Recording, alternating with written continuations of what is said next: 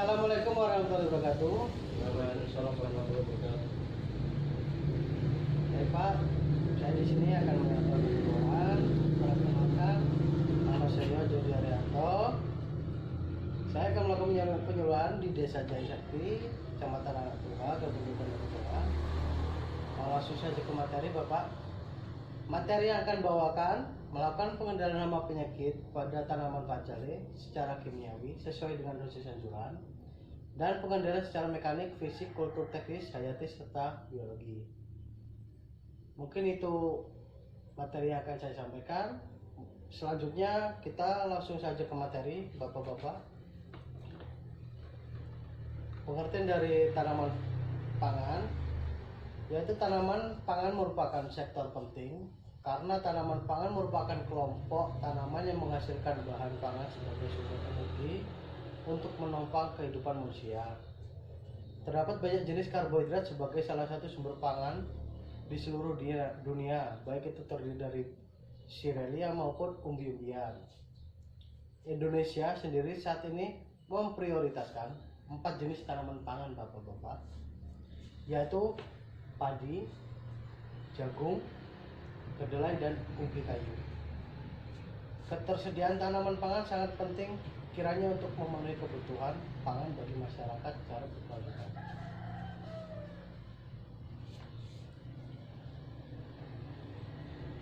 Selanjutnya yaitu pengertian tanaman pacale. Pacale adalah akronim dari padi, jagung, dan kedelai, yang mana saat ini sedang maraknya program pemerintah untuk meningkatkan produksi ketiganya guna mencapai swasembada pangan berkelanjutan.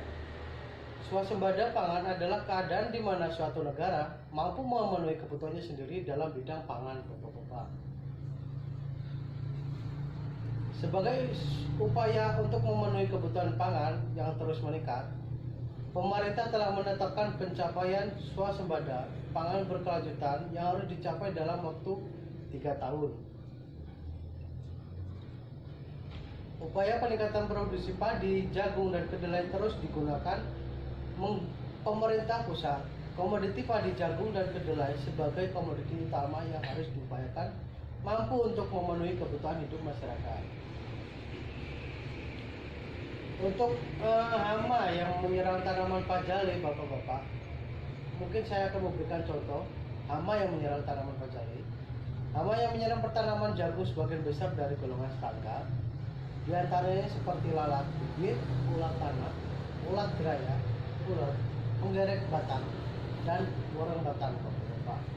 Selain kelompok serangga, tikus, dan burung kerap menjadi hama pada pertanaman jagung. Hama yang menyerang polong sering merugikan pada budidaya kedelai. Untuk hama ini, Bapak-bapak, menyerang dengan cara menggerek atau menghisap polong kedelai. Serangga hama ini sangat merugikan produksi jagung, Bapak-bapak, menurun sampai 30% dikarenakan dari serangan hama worong perut putih ini, Pak. Tangkal tanaman terserang worong yang berukuran kecil ini akhirnya tidak mencapai pada ukuran optimum serta biji kempis dan rapuh, yaitu mudah pecah ketika dirontokkan. Dalam produksi yang normal, jagung petani dapat mencapai produksi 7 ton per hektar. Sangat banyak, Bapak-bapak, untuk 7 ton per hektar. Tetapi karena ada serangan worong ini, produksi jagung hanya mencapai 4-5 ton per hektar saja, Bapak. Akibatnya petani mengalami kerugian sebab karena serangan hama worong perut putih ini, Bapak. Selanjutnya pengendalian hama secara kimiawi, yaitu dengan fermon. Serangga betina dewasa berkomunikasi dengan jantan dewasa menggunakan ekspresi bahan kimia dari tubuh yang disebut fermon. Fermon sangat spesifik hanya untuk spesies yang sama, sehingga betina mengekspresikan fermon untuk menarik serangga jantan. Fermon akan menuntun jantan untuk menemukan betina karena sifatnya yang dapat menarik serangga jantan. Fermon dapat digunakan untuk menangkap massal serangga jantan atau untuk mengacaukan proses perkawinan. Penggunaan fermon buatan mengecoh serangga jantan sehingga mengacaukan perkawinan tersebut, Bapak. Karena itu populasi alami tidak terjadi atau terganggu. Yang selanjutnya yaitu pestisida nabati, Bapak. Ekstrak tanaman tembakau dan akar tuba dapat digunakan sebagai pestisida nabati. Tanaman lain yang dapat digunakan sebagai insektisida nabati adalah daun limbah dan sambiloto. Bahan nabati yang dapat digunakan untuk mengendalikan keong adalah rorak. Yang selanjutnya itu fungisida. Fungisida digunakan untuk mengendalikan penyakit yang disebabkan oleh jamur. Penggunaan fungisida untuk mengendalikan penyakit tanaman padi lebih berkembang dibandingkan dengan bakterisida untuk mengendalikan penyakit padi yang disebabkan oleh bakteri, Bapak. Selanjutnya yaitu pestisida sintesis. Insektisida sintesis paling dikenal dengan digunakan secara luas untuk mengendalikan hama, serangga. Yang selanjutnya yaitu rodentisida. Rodentisida digunakan untuk meracuni tikus, yaitu dengan diformulasi dalam bentuk yang telah dicampur dengan umpan atau umpan terpisah. Daya racun rodentisida ada yang dapat mematikan tikus secara akut pada saat memakan dan ada yang perlu waktu beberapa hari untuk mematikan tikus. Yang selanjutnya fumigan. Bahan kimia dalam bentuk uap atau asap digunakan untuk membunuh hama atau serangga di gudang penyimpanan atau tikus dalam lubang. Untuk menghembuskan asap ke dalam lubang tikus digunakan alat yang disebut embosan.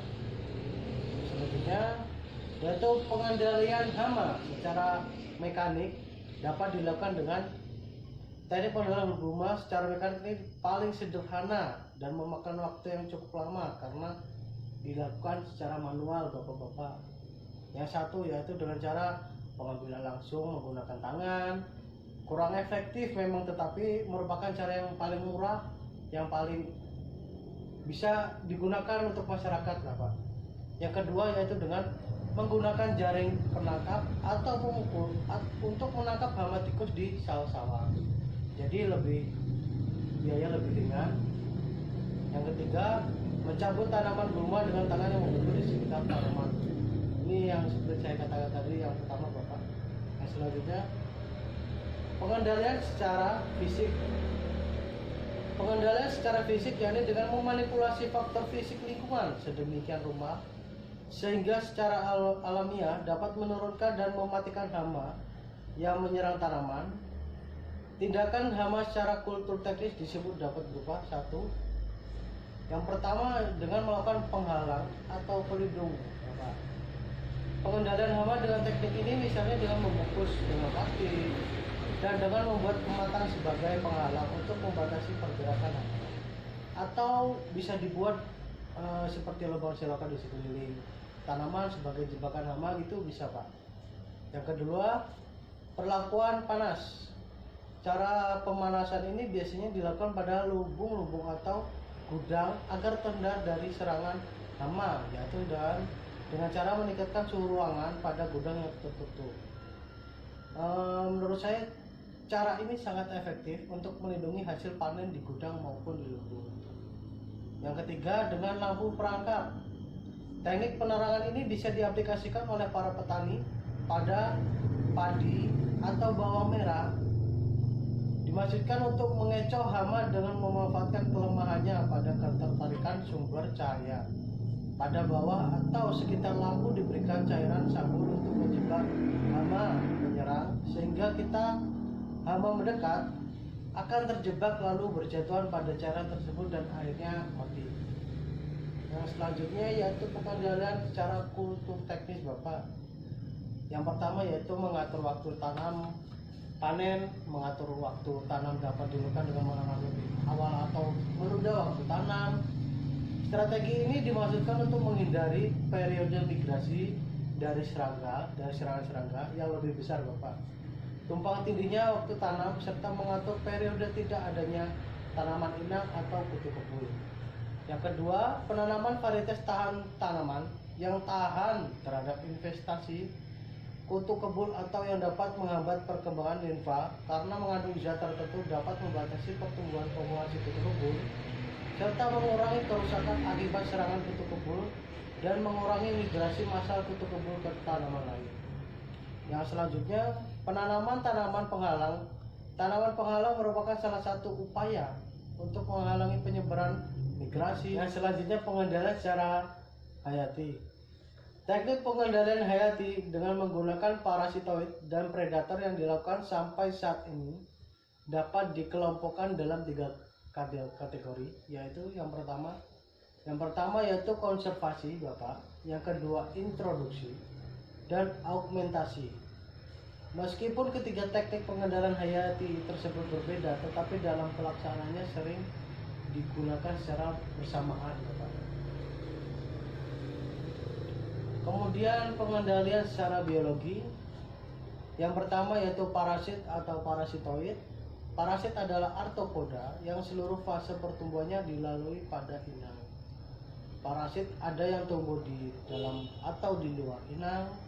Parasitoid adalah parasit yang hanya pada fase nimfa atau larva hidup pada inangnya, sedangkan fase imagonya hidup di luar inang dari madu atau tepung sari.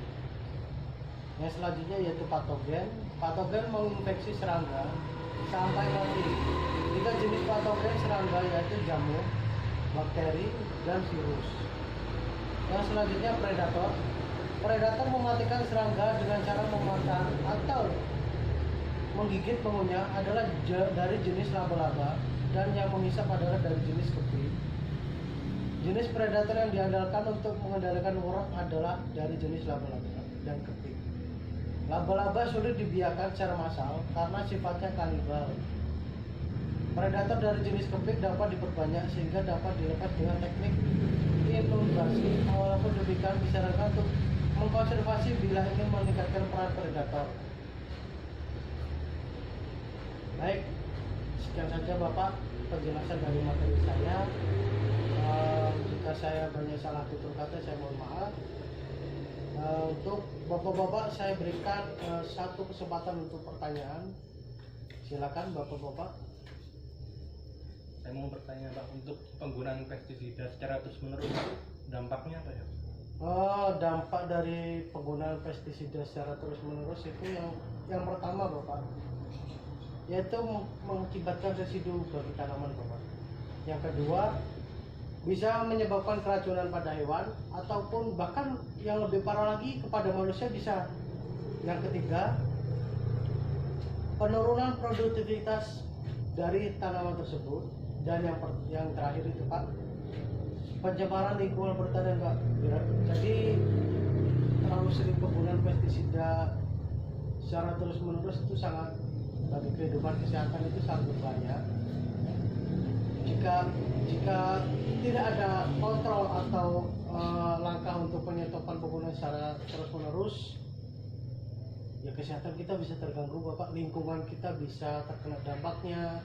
Nanti anak-anak kita main ke sungai itu bisa dapat dampaknya. Ya mungkin dampaknya terlalu banyak Pak jika terus menerus kita menggunakan pestisida tersebut. Gimana Bapak? Sudah jelas? Ya, cukup. Baik Bapak, mungkin sekian materi penyuluhan dari saya. Jika saya banyak kata, salah tutur kata dalam menyampaikan materi tersebut, saya mohon maaf. Saya akhiri. Wassalamualaikum warahmatullahi wabarakatuh.